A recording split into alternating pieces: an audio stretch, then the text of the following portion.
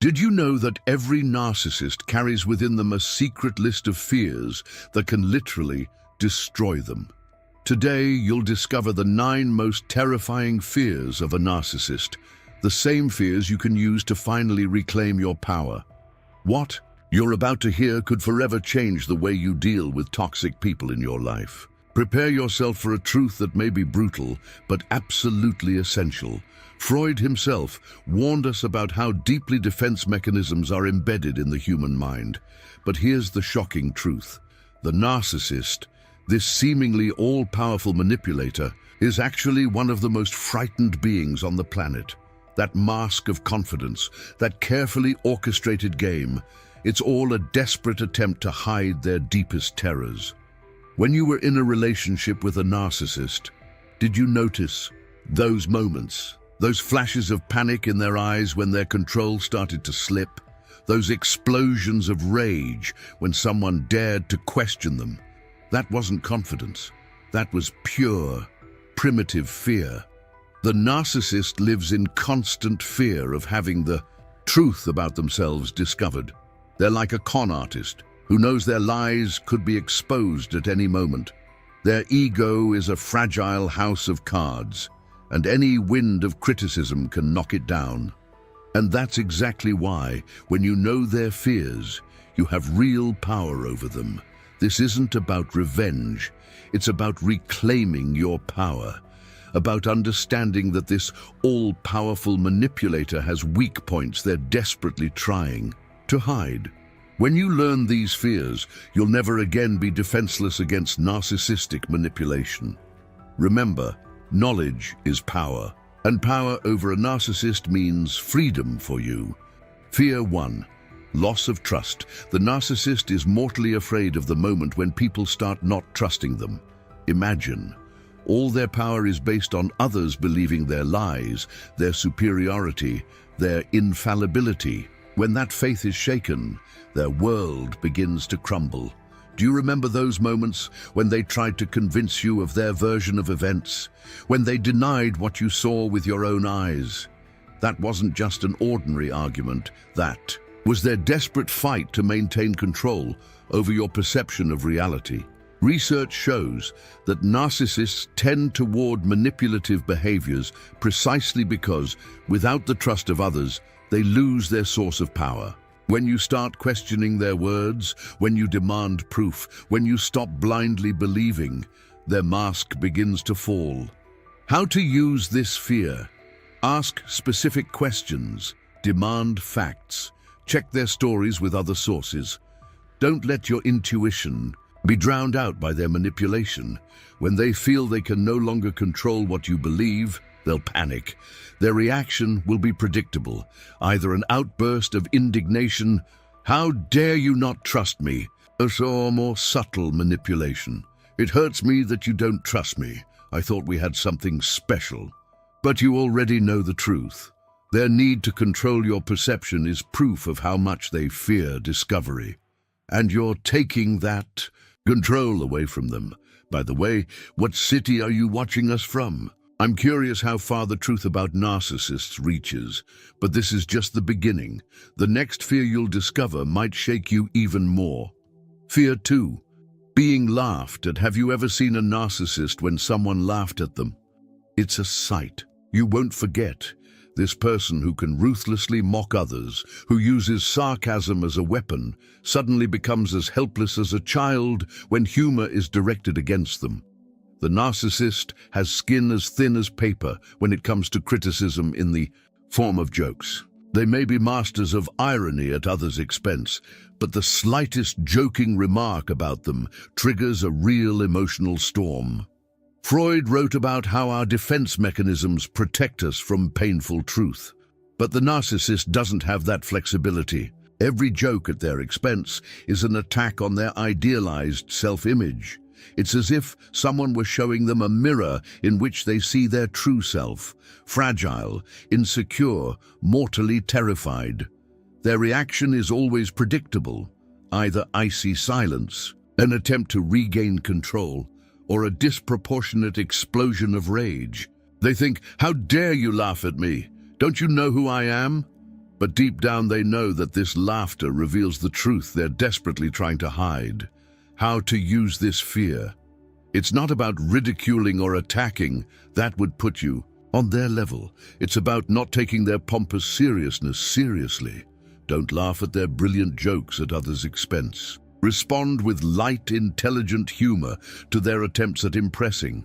When they feel that their majesty doesn't impress you, when their solemnity meets your natural lightness, they'll start to waver, because their whole game is about controlling mood and atmosphere, and you're taking that away from them. But an even greater discovery awaits us. Fear 3, abandonment. This is their nuclear fear. Fear of abandonment is something that can drive a narcissist to complete panic. Why? Because without you, without their audience, without people who feed them attention, they cease to exist. The narcissist needs what psychologists call narcissistic supply. Constant attention, admiration, validation. You are their external self-esteem regulator. When that pump is disconnected, they experience an emptiness so terrifying you cannot imagine it. Do you remember how desperately they fought when you tried to leave them? How they switched between idealization and emotional blackmail? From, "You're the most important person in my life," to, "You'll destroy me if you leave." That wasn't love. That was pure panic.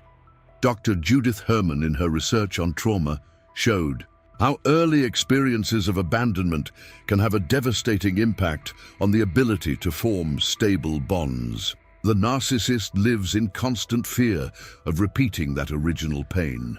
When left alone, they have to face their inner demons, that emptiness and insecurity they so fear. Without external validation, there's no one to tell them how wonderful they are. There's no one to drown out their inner critical voice. That's why they'll do anything, literally anything, to keep you. Promises, threats, manipulation, self-pity. Every strategy is allowed just to not be left alone with themselves. How to use this fear. Set non-negotiable boundaries. If the relationship is toxic, make the brave decision to leave. But remember, always taking care of your safety and having a support network. This fear can make a narcissist unpredictable. This is the moment when their mask completely falls off. Fear 4, being ignored. If they're not being looked at, they feel like they're disappearing. For a narcissist, being ignored is a form of psychological annihilation. You know what? They'd rather be hated than ignored. Why? Because hatred means they're still important, that they evoke reactions, that they exist in others' consciousness. Indifference is something completely different. It's a message that they're not important, that they don't matter, that they're invisible. William James, the famous psychologist, said that one of the deepest human needs is to be noticed. In the narcissist, this need is sick, unrealistic, insatiable. Do you remember those moments when they tried at all costs to attract your attention? Dramas, provocations, accidental appearances in places where you were. All of this was a desperate fight to remain at the center of your universe. The Grey Rock method is a direct response to this fear. It involves becoming completely neutral, boring, emotionally flat toward their provocations, not reacting to their dramas, not entering their games. Research shows that lack of attention can be deeply destabilizing for people whose self-esteem depends solely on external validation. It's like cutting off oxygen to a balloon. Their inflated ego begins to shrink. How to use this fear? Take away your attention from them. Don't respond to provocations. Don't enter their dramatic performances. Don't feed their ego with either praise or even intense confrontations. These can also serve as nourishment. When they feel they're no longer the center of your world, that they can neither manipulate nor provoke you, their internal structure begins to crumble, and an even deeper fear awaits us. Fear 5, admitting failure. Do you know someone who never admits to making a mistake? For most of us, stumbling is a lesson. For a narcissist whose identity is based on a fantasy of omnipotence, failure is an unbearable humiliation. Dr. Elsa Ronningstam, one of the greatest authorities in the field of personality disorders, has thoroughly documented this narcissistic need to maintain the illusion of immaculate perfection. For a narcissist, every failure is proof that they may not be as exceptional as they desperately try to believe. When something goes wrong, a defense mechanism immediately kicks in: projection of blame. It's the fault of fate, jealous people, an incompetent team. Everyone's just not theirs. This project wasn't important anyway, or the people who evaluated me have no idea. These are their standard responses. Their mind, in a desperate attempt not to collapse, pushes out every shadow of imperfection. They can't admit to a mistake because that would mean admitting that their idealized self-image is a lie. Do you remember how they reacted when their mistake was obvious, when they couldn't find a scapegoat? That moment when their house of cards was shrinking, that's when you saw their true fear. How to use this fear when you stand before undeniable. A proof of their mistake: when they can't manipulate others' perception, their house of cards begins to waver. Calm, fact-based demonstration of their responsibility, especially in a context where they can't easily manipulate others, is like puncturing their balloon of self-deception. It generates enormous fear in them and a desperate need to regain their image, often in an even more dysfunctional way, but an even more terrifying fear awaits us. Fear 6. Public humiliation. Imagine the terror when your biggest secret is revealed to everyone. For a narcissist, this is a first-order fear. Sociologist Irving Goffman, in his concept of social dramaturgy, showed that we all manage our public image. But for a narcissist, this image isn't a facade. It's their only lifeline. Do you remember those moments when they were in the company of other people? How carefully they controlled every word, every gesture, every facial expression. That wasn't naturalness. That was a directed performance. Their life is one big show where they are the main star, director and producer all in one. Being unmasked, ridiculed, exposed in their lies before an audience is like an emotional tsunami. You're not as smart as you said, or everyone's laughing at your mistake. These are sentences that can trigger their worst nightmare. But why does the audience have such power over them? Because the narcissist has no internal validation system. Their self-esteem is an external construction built from others' opinions, admiration, attention. When this construction is attacked publicly, they have no internal fortress to retreat to. A fascinating study from the University of Amsterdam showed that narcissism can arise when parents overestimate their children in unrealistic ways, instilling in them a sense of superiority that paradoxically masks insecure self-esteem and panic about not living up to those inflated expectations. These children grow up believing they're exceptional, but simultaneously living in constant fear that someone will discover it's a lie. Public humiliation is the moment of truth, the moment when the mask falls and everyone sees who they really are. Did you notice how they react when they make a mistake in front of others? Their first reaction is always to try to shift blame. That wasn't my decision. Nobody told me. I had bad information. They desperately try to regain control of the narrative before the audience can draw conclusions. But when that doesn't work, when the evidence is undeniable and everyone sees it, then comes the breakdown. It could be icy rage. How dare you? It could be a desperate attempt to divert attention and remember when X did something worse, or complete withdrawal from the situation. Public humiliation plunges them into toxic shame that can trigger explosions of narcissistic rage or deep depression. It's the spectacular collapse of their grandiosity, the moment when the audience sees that the emperor is indeed naked. The worst thing for them is that they can't control what people will think at home. They can't manipulate their perception when they're already out of their reach. The thought that somewhere out there, people might be laughing at them, discussing their mistakes, questioning their competence, that's real torture for them. How to use this fear? Always with extreme caution, and counting on possible retaliation. When their inconsistencies or mistakes are revealed in a factual and calm manner, crucially, in front of people whose opinion they value, they feel cornered. You don't have to attack them. It's enough to calmly present the facts. Yesterday, you said A, today you're saying B. Can you explain this? When this happens in front of others, their panic is visible. They desperately try to find an explanation that will save their image. It's as if the social mirror were returning an unfiltered image of themselves that is unbearable for them. Their carefully constructed facade is mercilessly revealed, and they have no tools to cope with it because they never learned to be real. But now you'll learn a fear that reaches the very roots of their existence. Fear 7. Feeling guilt. Have you ever met someone who can't sincerely say, "I'm sorry"? Guilt is an internal moral compass that guides us toward repair. For a narcissist, it's an alien emotion or actively avoided. Feeling guilt would mean admitting to a flaw, weakness, imperfection. Do you remember those moments when they clearly hurt you? When their words or actions caused you pain? Instead of apologies, you heard, "You're overreacting. That's not what I meant. If you weren't so sensitive, it wouldn't hurt you." That wasn't lack of empathy. That was active escape from feelings of guilt.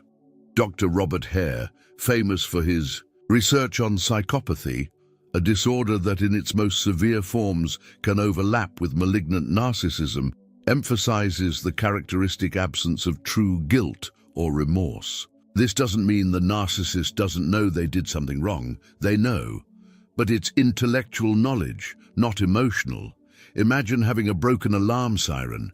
You see fire, you know something's burning, but the alarm doesn't wail.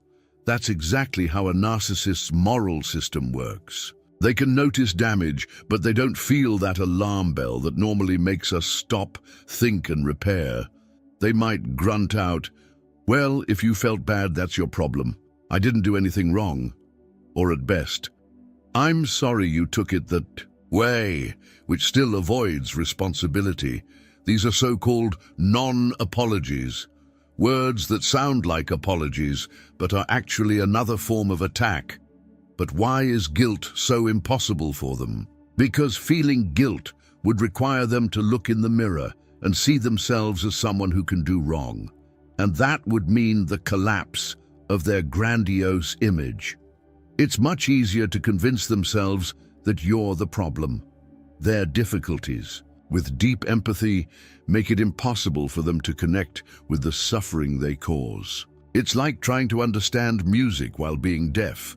They can notice that people are crying, but they don't understand why this particular melody of their actions evokes such reactions. Neurobiological research shows differences in brain activation in areas responsible for empathy in people with narcissistic traits. Particularly effective empathy, the ability to feel with another person, is significantly weakened in them. What does this mean in practice? That they can understand your pain intellectually. I see you're crying, so you're probably sad. But they don't feel that pain with you. They lack that inner voice that would scream, "Stop, you're hurting her." If they offer apologies, they'll be calculated apologies, pseudo-apologies, to get out of trouble, but rarely contrition born from intimate understanding of the pain inflicted. These are strategic apologies, not authentic ones. "I'm sorry, so." "You'll shut up and leave me alone." Not "I'm sorry because I understand how much I hurt you." But here's the paradox. Deep down, the narcissist knows something is wrong with them. This knowledge is so terrifying that it must be buried under layers of self-deception. If they allowed themselves to feel true guilt, they would have to face the entire pyramid of their sins and wrongs. It would be like an avalanche. When one stone moves, the whole mountain can slide down. How to use this fear? Confronting them, objectively and without falling into emotional provocation that they could use against you. with the direct consequences of their actions and the glaring lack of consistency between what they say and what they do, can trigger deep discomfort in them. Don't attack their person. Focus on the effects. When you said X, I felt Y. When you did A, B happened. Specifically, factually, without accusations about intentions. This makes it harder for them to escape into their standard defense mechanisms, not so much because of the damage done to another, but because of questioning their image as a just person and revealing their inability to respond in an emotionally mature and appropriate way. But what you'll hear now may be the deepest of all their fears. Fear 8. Being exposed. What would happen if your biggest secret, what you're most ashamed of, came to light? This is the nuclear fear that underlies all others.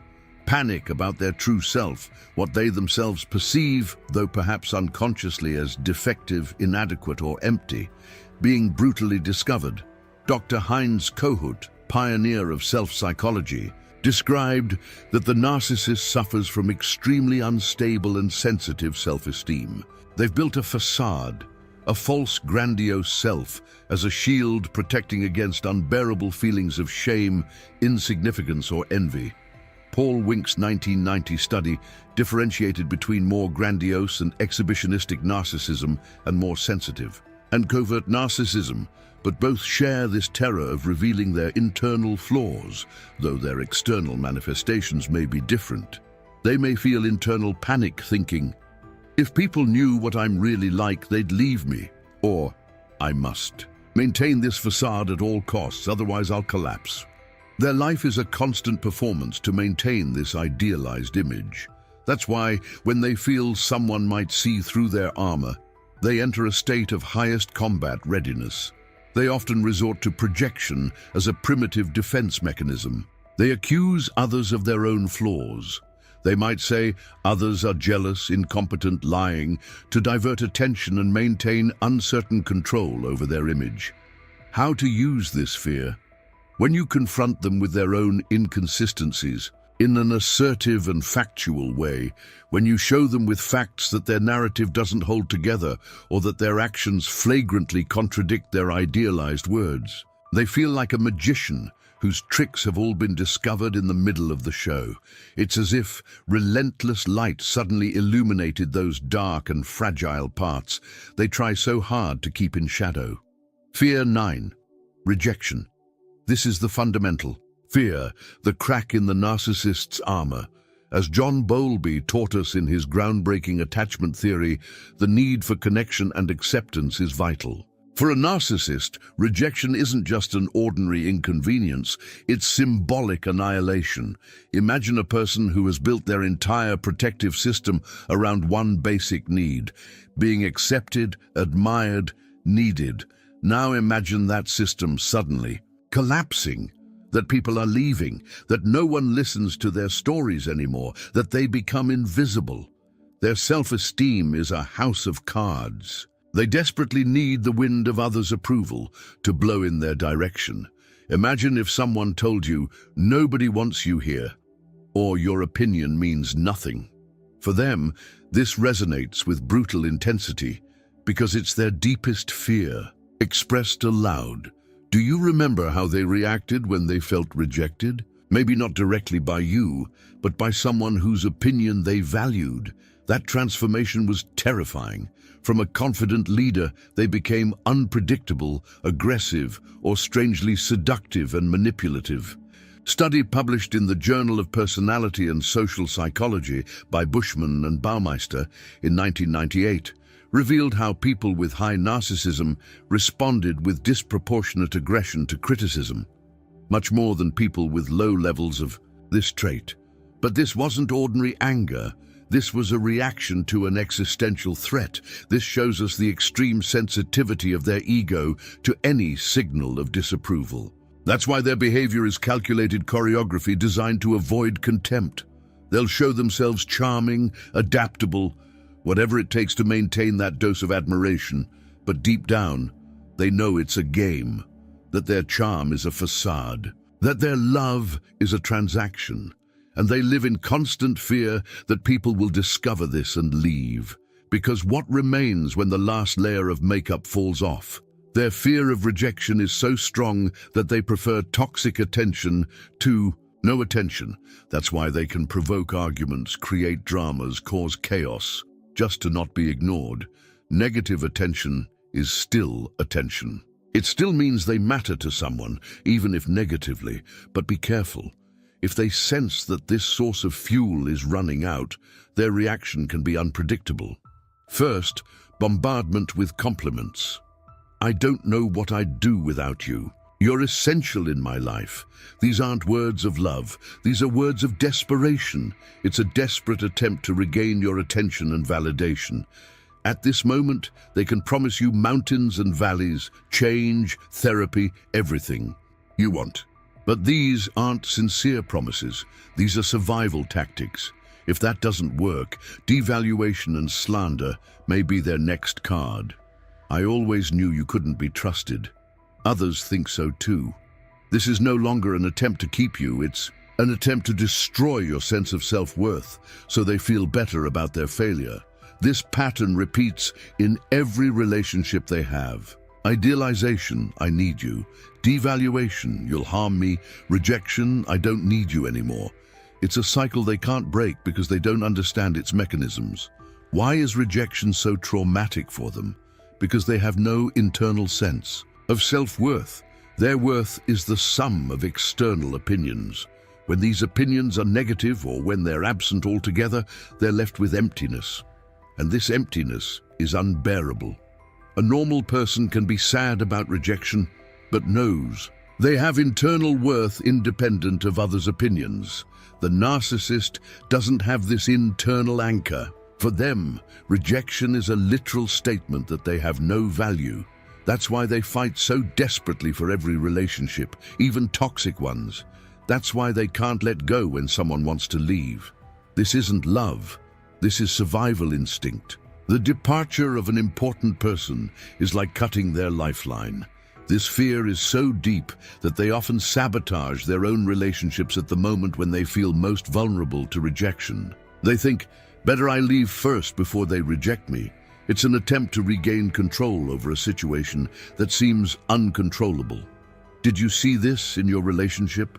Those moments when for no reason they became aggressive or distant. When everything seemed to be going well, and suddenly they started picking fights. That was their attempt to test whether you'd reject them, or maybe a desperate attempt to leave first. How to use this fear.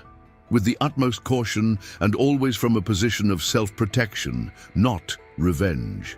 When you take away their blind admiration, when you don't enter their manipulation game and calmly show them that their behavior is unacceptable and your worth doesn't depend on them, their internal structure crumbles. It's like taking away the sun from a sunflower that lives only by looking at it. When you stop being their source of validation, when you stop reacting to their provocations, when you calmly but firmly say no to their toxic behaviors, then they feel real fear. But remember, don't do this out of revenge. Do this for yourself. Do this to regain your dignity, your strength, your life. Their reaction to your boundaries is no longer your problem. It's their fight with their own demons. My dear friends, it's crucial to remember that the narcissist is even afraid of their own finitude, death, because it represents the irreversible dissolution of that ego which they tried to build and protect with such care and often with such harm to others throughout their entire life. These are often souls who built their identity on foundations of sand, on an idealized and grandiose image to escape from original pain, existential emptiness, or early wounds. But this escape cost them authenticity and the ability to form genuine relationships. Understanding these fears doesn't give us absolute permission to attack or seek revenge, which would put us in a spiral of toxicity. Instead, it gives us valuable tools for emotional wisdom, for establishing firm and healthy boundaries, for intelligent and assertive self-protection. When you know their fears, you'll stop being afraid of them. You'll understand that this all-powerful manipulator is actually a frightened child in an adult's body. This doesn't excuse their behavior, but it explains it, and it gives you tools for defense. Remember every day that your inner worth doesn't lie in the reflection returned to you by a foreign and often distorted mirror, but in your own essence, authenticity, and ability to love and be loved in a true way. Your life doesn't have to be a hostage to their fears. Your happiness doesn't depend on their approval. Your worth cannot be negotiated by someone who doesn't know their own worth. As Carl Jung wisely expressed, one does not achieve enlightenment by fantasizing about light, but by making conscious the darkness. What does not become conscious manifests in our lives as fate. Let understanding these shadows push you to seek your own light. Let knowledge of their weaknesses become your strength. Let their fears stop being your chains. If this material helped you, leave a comment with your experiences. Your story can help others who are still fighting in the shadow of narcissistic manipulation. Share this video with someone who might need it. Sometimes one piece of information can save someone's life. And remember, a life lived with self-knowledge and mutual respect. A life free from toxic manipulations. A life where your boundaries are respected. This is the life you deserve. Don't let their fears continue to control your happiness. It's time to reclaim your power. I'm hugging you tightly and wishing you the freedom you've been waiting for so long. You deserve love, respect, and peace. And you can have all of this as soon as you decide that enough is enough.